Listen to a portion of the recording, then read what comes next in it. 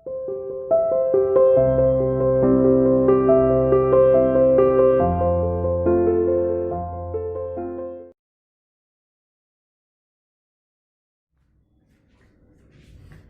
to CR International School online classes. Hello students, our today's topic is numericals of photoelectric effect. जैसे आपने देखा last videos में और अभी मैंने बोर्ड पे जो काम है वो भी लास्ट वीडियो वाला काम ही अभी नोट कर रखा है, इसीलिए क्योंकि इसी की हेल्प से तो बेटा हम न्यूमेरिकल्स को लेंगे। तो न्यूमेरिकल कराने से पहले जब तक आपको थ्योरेटिकल कॉन्सेप्ट क्लियर नहीं होता माइंड में तो न्यूमेरिकल भी आसानी से समझ में नहीं आते। ठीक है, तो याद करो बेटा लास्ट वीडियो में हमने क्या पढ़ाया था, एक फोटो इलेक्ट्रिक इफेक्ट और उसका एक्सप्लेनेशन दिया था, है ना। तो फोटो इलेक्ट्रिक इफेक्ट क्या होता है कि जब हम किसी मेटल की सरफेस पर किसी एक फिक्स्ड या मिनिमम फ्रीक्वेंसी की लाइट को इंसिडेंट करते हैं, स्पेसिफिक, मैंने एक वर्ड यूज किया था लास्ट में स्पेसिफिक, और स्पेसिफिक के साथ साथ मिनिमम, समझ में आया। तो वो मिनिमम क्यों होता है, वो उसका रीजन भी मैंने आपको एक्सप्लेन किया था, explanation of the photo electric effect. आपको पता है बेटा डिफरेंट मेटल्स के जो एटम्स होते हैं, तो कॉपर का इलेक्ट्रॉन कॉपर के न्यूक्लियस से और आयरन का इलेक्ट्रॉन लास्ट शेल का आयरन के इलेक्ट्रॉन से डिफरेंट फोर्स से अटैच होता है। तो इलेक्ट्रॉन कब बाहर निकलेगा, जब उस एटम के न्यूक्लियस और इलेक्ट्रॉन के बीच का फोर्स ऑफ अट्रैक्शन ब्रेक करे। फोर्स ऑफ अट्रैक्शन को ब्रेक करने के लिए क्या चाहिए, हमें एक एनर्जी देनी पड़ेगी, समझ में आया नहीं। तो उस फोर्स को ब्रेक करने के लिए एक मिनिमम एनर्जी की रिक्वायरमेंट होती है, तो वो यही मिनिमम एनर्जी है, समझ में आया। तो प्लैंक की जो क्वांटम थ्योरी होती है वो एनर्जी और फ्रीक्वेंसी में एक रिलेशन भी रखती है कि frequency is directly proportional to the energy. अगर लाइट की फ्रीक्वेंसी ज्यादा होगी तो उसकी एनर्जी भी ज्यादा होगी, लाइट की फ्रीक्वेंसी कम होगी तो उसकी एनर्जी भी क्या होगी, कम होगी। ये प्लैंक क्वांटम थ्योरी है बेटा, समझा, जिस पे बाद में आइंस्टाइन ने भी काम किया। तो वही चीज है, तो इन्होंने जो ये डेफिनेशन दी फोटो इलेक्ट्रिक की, इसका कॉज भी कहाँ छुपा हुआ है बेटा, प्लैंक की क्वांटम थ्योरी में। ठीक है नहीं, कि भाई जो लाइट की फ्रीक्वेंसी होती है उसी पे डिपेंड होती है लाइट की एनर्जी। Is it clear. उन्होंने एक पॉइंट ये भी दिया कि लाइट कॉन्टिन्यूअस ना होकर एनर्जी के छोटे छोटे पैकेट्स की फॉर्म में होती है, डिस्क्रीट फॉर्म में होती है, पैकेट्स की फॉर्म में। Is that clear. तो हमारे पास एक पॉइंट ये था, तो इन दोनों को यूज किया हमने कि जब मेटल की सरफेस पर एक स्पेसिफिक मिनिमम फ्रीक्वेंसी की लाइट आके इंसिडेंट होती है, तो ये मेटल के सरफेस के जो एटम्स होते हैं आफ्टर सम टाइम बाद क्या करते हैं, मेटल की सरफेस मतलब मेटल अपनी सरफेस से इलेक्ट्रॉनों का इमिशन स्टार्ट कर देती है, that is photo electric effect. समझ में आ गया बेटा। तो हमने ये देखो ये इंसिडेंट लाइट दिखाई, इसने क्या करा, मिनिमम एनर्जी को एब्जॉर्ब किया, क्लियर है, और एक इलेक्ट्रॉन को निकाले, समझ में आ गया। और ये क्या होते हैं, एक एनर्जी के छोटे छोटे पैकेट्स हैं, और लाइट में जब एनर्जी के पैकेट होते हैं, वैसे एनर्जी के पैकेट को नाम क्या दिया था, क्वांटा, तभी तो उसको बोलते हैं प्लैंक क्वांटम थ्योरी। ठीक है, लेकिन अगर यही एनर्जी अगर लाइट से मिले तो लाइट के जो लाइट में जो एनर्जी और उस एनर्जी के पैकेट को हम क्या बोलते हैं, क्वांटम ना बोल के फोटॉन, तो इसको फोटॉनिक एनर्जी बोलते हैं। आपको याद करो फोटोसिंथेसिस आप पढ़ के आए हो, समझ में आ गया बेटा। तो इस तरीके से हमारे पास ये हुआ। तो अब वही वाली बात है कि इस मिनिमम एनर्जी को एब्जॉर्ब किया, तो एक मिनिमम एनर्जी को ई नॉट से रिप्रेजेंट किया, है ना, और उस पर क्या हुआ, इलेक्ट्रॉन इमिट हुआ। तो यहाँ वर्क क्या हुआ कि इस मेटल की सरफेस ने पहले एक मिनिमम एनर्जी को ऑब्जर्व किया, देन इलेक्ट्रॉन को इमिट किया। तो emission of the electron work है, लेकिन वो हो कब पाया, जब एक मिनिमम एनर्जी को ऑब्जर्व किया। तो इसलिए मैंने आपको बोला था कि इसको वर्क फंक्शन भी बोलते हैं, और इसी चीज को फिर हम रिप्रेजेंट कैसे करने लगते हैं, ये थोड़ा सा हुआ, है ना। डब्ल्यू नॉट मतलब ई नॉट भी है, ये एनर्जी की टर्म में हो गया, है ना। लेकिन अब इससे इलेक्ट्रॉन, इस पूरे को क्या हुआ, मिनिमम एनर्जी को ऑब्जर्व किया, देन इलेक्ट्रॉन इमिट किया। तो वर्क तो क्या हुआ, emission of electron from the surface. तो वर्क फंक्शन क्या कहलाता है, वो आपके पास वही E बराबर H, है ना, न्यू नॉट। तो चीज वही है, लेकिन इसको वर्क फंक्शन बोल देते हैं, ठीक है। तो वो मिनिमम एनर्जी जिसपे इलेक्ट्रॉन मेटल की सरफेस से निकले एब्जॉर्ब करने के बाद, तो दैट वो चीज इसी पे तो वर्क हुआ, इसी को वर्क फंक्शन बोल दिया, ठीक है। तो ये भी होता है और ये भी होता है, इज इट क्लियर। चलो फिर हमने देखो ये जो इलेक्ट्रॉन निकला उसकी काइनेटिक एनर्जी कितनी होगी, तो भाई इसने जो टोटल कितनी इस पे आके इंसिडेंट हुई, उसमें से कितनी ऑब्जर्व हुई, जो बची उसी स्पीड से उसी एनर्जी से क्या निकल जाएगा, आपका इलेक्ट्रॉन बेटा निकल जाएगा, ठीक है। तो अब वही वाली चीज हमने निकाली, देखो kinetic energy of the electron जो है, क्लियर। तो हमारे पास क्या है, वो किसके बराबर होगा, energy of the one photon जो इंसिडेंट हुआ, है ना। इसको आप लिख सकते हो energy of one photon of incident light, है ना, ऑफ, है ना, इंसिडेंट लाइट, क्लियर। थोड़ा और क्लियर आप मेंशन कर सकते हो, इंसिडेंट लाइट के एक फोटोन की एनर्जी, और मिनिमम एनर्जी को क्या नाम दिया गया, एक threshold energy of the metal, ठीक है बेटा। इसमें से टोटल एनर्जी हो गई, ये ऑब्जर्व हो गई, टोटल में से ऑब्जर्व डायरेक्ट की जो एनर्जी बची, उसी एनर्जी से हमारा इलेक्ट्रॉन बाहर निकल आएगा, क्लियर है। तो एक फोटोन की एनर्जी क्या है, ई, और वो मिनिमम एनर्जी क्या है, ई नॉट। तो ई क्या है, ई बराबर एच न्यू, और ई नॉट बराबर क्या हो जाएगी, एच न्यू नॉट, ठीक है भाई, वो मिनिमम एनर्जी भी तो हमें लाइट के फोटोन से मिल रही है ना, ठीक है। तो एच कॉमन निकाल लिया, न्यू माइनस न्यू नॉट, एक फार्मूला एक न्यूमेरिकल आपको इसमें मिलेंगे बेटा। एक न्यू की जगह हम लैम्डा रख सकते हैं, न्यू बराबर सी अपॉन लैम्डा होता है ना, ये डायरेक्टली प्रोपोर्शनल होता है, और इसी से हमारे आगे निकल के क्या बन जाता है, nu equal to C upon lambda, तो हमने वो सी अपॉन लैम्डा लगा दिया, ठीक है ना बेटा। तो अब यहाँ से सी भी कॉमन आ जाएगा, आपके पास क्या होगा, अगर हम सी अपॉन लैम्डा निकालेंगे सी भी कॉमन आ जाएगा। ऐसे एक फॉर्मूला और आपकी बुक में बन जाता है, क्या, इसी को सोचो आप बाहर निकाल लो, तो हमारे पास क्या बन गया, इसी कॉमन है तो 1 अपॉन ये बन गया, तो ये भी है। हाँ, इसमें मैंने एक बात ये भी बताई थी कि देखो एनर्जी मिनिमम है, एनर्जी के फ्रीक्वेंसी क्या है, डायरेक्टली प्रोपोर्शनल है, तो मिनिमम एनर्जी पे जो फ्रीक्वेंसी होगी वो मिनिमम हो गई, या मिनिमम फ्रीक्वेंसी पे जो एनर्जी होगी वो मिनिमम होगी। लेकिन न्यू और लैम्डा एक दूसरे के इन्वर्सली है, तो जब हम इसको 1 अपॉन सी अपॉन लैम्डा करेंगे तो मिनिमम फ्रीक्वेंसी पे जो लैम्डा होगी वो क्या होगी, मैक्सिमम। और हम जानते भी हैं, हमने इलेक्ट्रोमैग्नेटिक रेडिएशन में आपको पढ़ाया भी है कि बेटा रेड कलर की वेवलेंथ सबसे ज्यादा होती है तो उसकी फ्रीक्वेंसी क्या है, मिनिमम होती है। समझ में आ गया। तो ये तो बेटा देखो उस चीज का रिपीट हुआ। अब हमारे जो क्वेश्चंस हैं या तो इस फॉर्मूले पे हैं, इस फॉर्मूले पे हैं, या सिंपल हमारे ई बराबर एच न्यू पर है, ठीक है, फोटॉन्स की एनर्जी पे। क्लियर। चलो तो मैं अब इनकी न्यूमेरिकल देता हूँ, थोड़ा ध्यान से देखिएगा बेटा आप। क्लियर है पॉइंट 1 बाई 1। तो देखो ये क्वेश्चन है आपका, पहले एक सिंपल क्वेश्चन लेता हूँ, अब मैं इनको सबको रब कर दूं, ठीक है ना बेटा। जैसे हमारे पास मान लो कहीं कोई लाइट है और उस लाइट से 1 फोटोन, मतलब आपके क्या है 1 फोटोन, मतलब 1 मोल फोटोन है उसमें, या चलो पहले एक 1 मोल वाले कॉन्सेप्ट से पहले एक सिंपल न्यूमेरिकल पे करा दूं, देन मोल पे आऊंगा, एक स्टेप बढ़ते हुए, पहले सबसे सिंपल, फिर उससे हल्का सा हार्ड, देन उससे हल्का सा, ठीक है बेटा। तो हमारे पास देखो क्या चीज है, अब ध्यान से देखना, मैं 1 बाई 1 न्यूमेरिकल्स एक्चुअली बोल रहा हूँ, है ना, आप लिखने ही रहा, आप उसका डेट, या चलो लिख भी देता हूँ, कोई इतना बड़ा इशू नहीं है। तो जो पहला हमारा क्वेश्चन है बेटा वो क्या है, देखो वो हमसे कह रहा है कैलकुलेट द फ्रीक्वेंसी, ठीक है, कैलकुलेट द फ्रीक्वेंसी, फ्रीक्वेंसी का सिंबल क्या होता है, न्यू, ठीक है बेटा, and energy of the photon,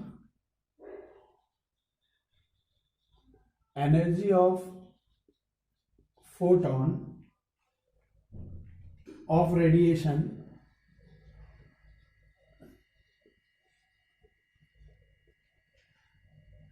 having wavelength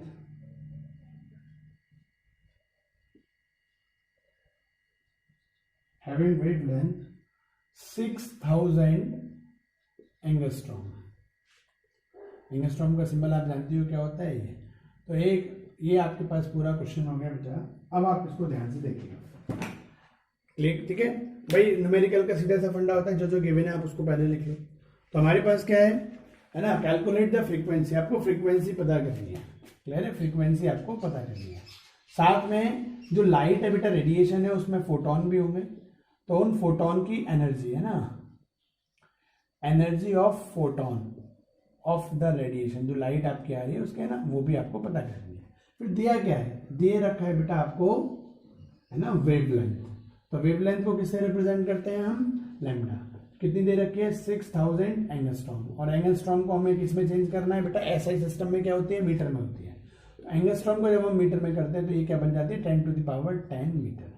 तो आपको पहली चीज क्लियर हुई बेटा, ठीक है, कि हमारे पास जो गिवन है, हमारे पास जो रेडिएशंस बेटा आके पड़ रही है ना, मतलब लाइट आ रही है, रेडिएशन आ रही है, उसकी हमें लैम्डा दे रखी है। लैम्डा एंगस्ट्रॉम में थी, हमने एम के उसको एसआई सिस्टम में कर लिया, और एसआई सिस्टम में करने के बाद वो किस में कन्वर्ट हो गई, मीटर में। Clear point. चलो आप देखो हम इस पर क्या लेके चलते हैं। फिर हमारे पास ये हुआ, और आप देखो सीधा सा, अब हमें फ्रीक्वेंसी का फॉर्मूला क्या होता है, तो फ्री, और देखो एक चीज गिवन सी होती है लैम्डा, है ना। तो अभी आपने देखा न्यू बराबर, हम पार्ट 1 करते हैं ना, फ्रीक्वेंसी, पहला पार्ट पता करते हैं फ्रीक्वेंसी। फ्रीक्वेंसी बराबर क्या होता है, न्यू, और न्यू बराबर क्या होता है, सी अपॉन लैम्डा। आप जानते हो सी आपको पता है क्या होता है, 3 × 10⁸ मीटर, है ना, सनलाइट वेलोसिटी। ये तो कांस्टेंट है बेटा, आपको ये याद कर लीजिए, जरूरी नहीं न्यूमेरिकल में गिवन दे भी सकता है, नहीं भी। तो न्यू बराबर सी अपॉन लैम्डा, सी की वैल्यू ये होगी। लैम्डा की वैल्यू क्या है आपके पास, है ना, 6000 × 10⁻−10, ठीक है बेटा। और ये भी किस में आ गई, मीटर में, तो यूनिट सेम हो गई। क्लियर। अब आप इसको सॉल्व करो तो आपके पास क्या आ जाएगा, देखो ये 6 है है ना, 3 से ये गया बेटा हमारे पास, है ना, ये 2000 टाइम्स गया, ये क्या बन गया आपके पास 1/2, और देखो 10 टू द पावर -10, ये 10 टू द पावर 3 बनेगा, 10 टू द पावर -10 और ये 3 कितना हो जाएगा -7, और -7 ऊपर जाएगा तो क्या बन जाएगा 10 टू द पावर 7। आप घर पे सॉल्व करके देख लो, तो 1/2 का मतलब क्या हो गया 0.5, ठीक है, और इंटू 10 टू द पावर क्या हो गया 15, है ना। तो ये आपके पास हर्ट्ज में बोलो, है ना, ये आपके पास क्या आ गई फ्रीक्वेंसी आ गई, समझ में आ गया। तो इस तरीके से आपको क्या मिल गई 0.5 इंटू 10 टू द पावर। और आप याद करो, आपको साइंटिफिक नोटेशन में क्या सिखाया जाता है कि हमें कोई आंसर देना है तो 1 होल नंबर के बाद देना होता है। याद करो, ये पहले चैप्टर में आता है आपके। तो जब हम इसको बेटा डेसिमल को इधर लाएंगे कब आएगा, जब हम इसको 10 से मल्टीप्लाई करेंगे, तो हमें उस टर्म को क्या करना पड़ेगा 10 से डिवाइड भी करना पड़ेगा, और 10 से डिवाइड करोगे तो क्या बन जाएगा, ये दोनों एक ही बात हो गई। बस साइंटिफिक नोटेशन में आपका आंसर आ गया। Is that clear? चलो अब बेटा हम दूसरे पार्ट की तरफ बढ़ते हैं। तो देखो दूसरा पार्ट भी हमें क्या दे रखा है, हमें एनर्जी ऑफ द 1 फोटोन पता करना है ना, एनर्जी ऑफ 1 फोटोन। तो वो आपके पास देखो बेटा क्या होती है, E बराबर h न्यू होती है, भाई यही तो होती है एनर्जी ऑफ फोटोन। तो अब आप देखो E बराबर क्या बनेगा h, प्लैंक कांस्टेंट की वैल्यू आप याद करो, ये मैं आपको पहले ही बता रहा हूँ बेटा, आप ये कांस्टेंट्स की वैल्यू याद कर लो। अगर आप ये याद नहीं करोगे तो आपको बेटा वही वाली चीज है, कहीं गिवन होती है कहीं नहीं होती है। तो h की वैल्यू क्या होती है 6.626 into 10 to the power minus, है ना, आपके पास क्या जाता है 34 जूल सेकेंड, है ना। क्लियर है पॉइंट, ये डेरिवेशन में आया भी था। और देखो फ्रीक्वेंसी निकल के हमारे पास कितनी आई, है ना, 5 इंटू 10 टू द पावर 14। भाई ई बराबर क्या होता है h न्यू। भाई फोटोन की 1 फोटोन की एनर्जी क्या होती है, आपको ये देखना ना, energy of the photon of the radiation. तो ई बराबर h न्यू, h की वैल्यू क्या है 6.6 इंटू 10 टू द पावर 2, है ना, -34। और वो हमारे पास क्या है बेटा, आपके पास न्यू की वैल्यू हमने पहले पार्ट में काउंट करी है 5 इंटू 10 टू द पावर 14। अब आप क्या करो, इन दोनों की मल्टीप्लाई कर दो, है ना, और ये देखो ये पावर क्या होगा आपको खुद ही देख लो, 10 टू द पावर 14 ये है, -34 ये है, और प्लस के 14 ये है, तो 10 टू द पावर 20 बन जाएंगे। और आप इन दोनों को मल्टीप्लाई कर दो, है ना, 626 इंटू 5, और ये मिलके क्या बन गया -20, ये बन गया बेटा। अब आप इसको 5 से मल्टीप्लाई करो, मल्टीप्लाई करके साइंटिफिक नोटेशन में बना दो, तो ये आपके पास कितना बन जाएगा 3.31, ठीक है बेटा, 25 इंटू 10 टू द पावर -19 क्या जूल। एनर्जी किसमें होती है आपके बेटा, जब इस यहाँ पे यूनिट क्या होती है, इसमें जूल होती है, तो यहाँ भी आपकी यूनिट क्या आ जाएगी, है ना, जूल में आ जाएगी। Is it clear? पहले आपको आंसर जब करोगे बेटा 20 है ना, आप सोच रहे हो, तो आपको आंसर क्या मिलेगा, आपको 0.6 आएगा ना। फिर वही पावर हम उसको सॉरी हाँ मतलब इसको मल्टीप्लाई करना, तो मल्टीप्लाई करके पहले आपका आएगा 0.33125, ठीक है ना बेटा। और फिर हमने उसको क्या करा, उसको साइंटिफिक नोटेशन में करा, तो डेसिमल 1 से कर दिया, तो 3.3125 बन गया। क्लियर पॉइंट करके देख लेना कैलकुलेशन घर पे, कोई बड़ा इश्यू नहीं है, ठीक है बेटा। चलो अब हम बढ़ते हैं दूसरे, एक ये न्यूमेरिकल वर्क लिया, सिंपल न्यूमेरिकल कराया, ठीक है। अब हम सेकंड न्यूमेरिकल की तरफ बढ़ते हैं, तो हल्का सा थोड़ा सा कॉम्प्लिकेटेड है, ठीक है। आप इसको एक बार देख लीजिए, तो मैं न्यूमेरिकल देखता हूँ। तो हमारे पास क्या है, सेकंड न्यूमेरिकल है बेटा, देखो मैं बोल रहा हूँ, उसको लैंग्वेज सुनना ध्यान से, है ना। चलो लिख ही देता हूँ, तो लिखा हुआ न्यूमेरिकल होता है, तो क्या गिवन है क्या नहीं, इसको आपको समझना थोड़ा आसान हो जाता है। तो हमारे पास देखो बेटा, अब दे रखा है calculate the energy of, question number है ना 2,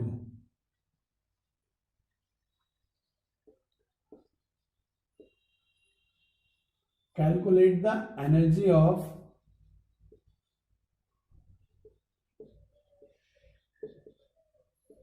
one mole photons, calculate the energy of 1 mole photons, ठीक है नहीं, of radiation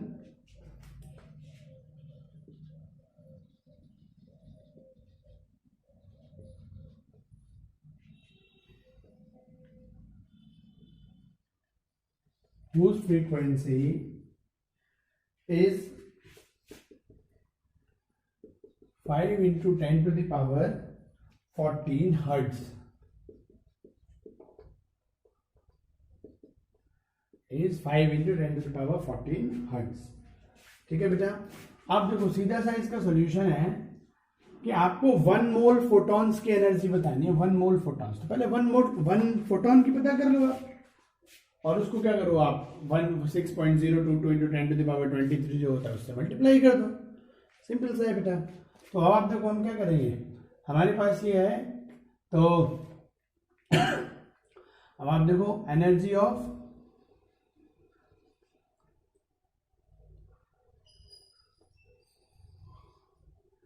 one photon, E बराबर क्या हो जाता है h न्यू।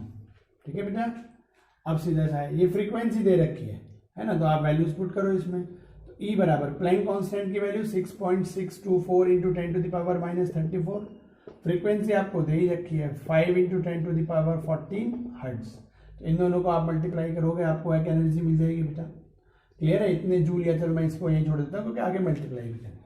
तो आपके पास भाई प्लैंक कांस्टेंट की वैल्यू ये और फ्रीक्वेंसी आपको दे रखी है, इन दोनों को मल्टीप्लाई करोगे आपको कुछ आंसर मिल जाएगा। ठीक है बेटा। मतलब देखो जैसे ये हम करेंगे भी, तो ये देखो 6.62 में मल्टीप्लाई नहीं, मैं सिंपल तरीके से लिख देता हूँ, इसको 5 से मल्टीप्लाई करना और ये पावर क्या बन जाएंगे, वही -24 जूल। तो इस तरीके से आपको एनर्जी है किसकी मिली, 1 फोटॉन की। ठीक है। अब आप इसको दोबारा कर सकते हो कि energy of 1 photon equal to कितनी है बेटा, आपके पास 6.624 है ना, 6.626 भी होती है कहीं 24 होती है बेटा। तो आप इसमें थोड़े कंफ्यूज मत हो ना, है ना। तो 6.626 है ना, जनरली यही है ना, 6.626 इंटू 5 इंटू 10⁻24 जूल। ये बेटा क्या है, 1 फोटॉन की एनर्जी है।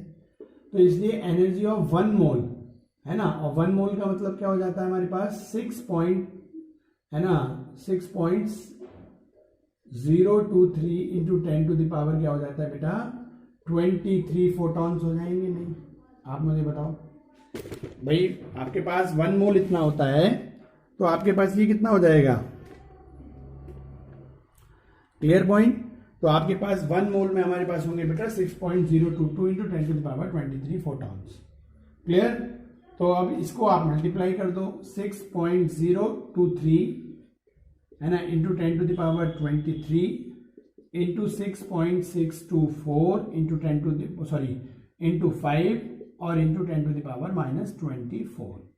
अब आप सीधे सीधे देख रहे हो बेटा, ये 10⁻23 है, -24 है, तो इनको आपस में कट करोगे तो आपके पास चीज बची 6.023 इंटू 6.624 इंटू 5 और इसको करोगे तो -1 भैया आ गया। अब इसको आप सॉल्व करोगे बेटा, जब आप इसको सॉल्व करोगे तो आपको ये मिल जाएगी 19,951 जूल पर मोल। ठीक है बेटा। तो ये आपके पास एनर्जी है, क्योंकि देखो 1 इलेक्ट्रॉन की एनर्जी तो ये है, लेकिन 1 मोल इलेक्ट्रॉन का मतलब क्या है, सिर्फ एवोगैड्रो नंबर से मल्टीप्लाई करो।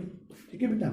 और देखो ये तो है कि हमारा एक सिंपल वे, बहुत सिंपल तरीके से एक हमने याद करो, आपको इसको मैं एक वे से और बता रहा हूं जो आपके बुक्स में भी दे रखा होता है, और हमने आपको जब फॉर्मूला पढ़ाया था तो पढ़ाया भी था। एनर्जी ऑफ 1 मोल फोटॉन जो होती है दैट इज इक्वल टू होती है Avogadro number into h new. ये भी आपके बुक में एक फॉर्मूला दे रखा है, ये सीधे 1 मोल एनर्जी का फॉर्मूला हो गया भाई। देखो 1 इलेक्ट्रॉन की एनर्जी क्या होती है, E बराबर h न्यू। 1 मोल फोटॉन की जो एनर्जी होगी तो आप क्या करोगे, उसमें डायरेक्टली आप यहाँ पे Na का फॉर्मूला दे रखा है। अब आप वही Na की वैल्यू देखो क्या बनेगी, ये h की वैल्यू क्या हो गई ये, और न्यू की वैल्यू आप जो दे रखी है वो लगाओ, तब भी यही आंसर मिलेगा। तो आप इस फॉर्मूले से भी यही करोगे तो यही आंसर आएगा। अब आपको जो अच्छा लगे आप उसको यूज कर लेना बेटा। ठीक है। तो इस तरीके से देखो बेटा, एक हल्का सा अपग्रेडेड आपको बताया। चलो जी, अब देखो हमारे पास एक न्यूमेरिकल, अब हम थोड़े से इसके एक हल्के से कॉम्प्लिकेटेड न्यूमेरिकल लेते हैं, तो आप उसको थोड़ा ध्यान से देखना। ओके।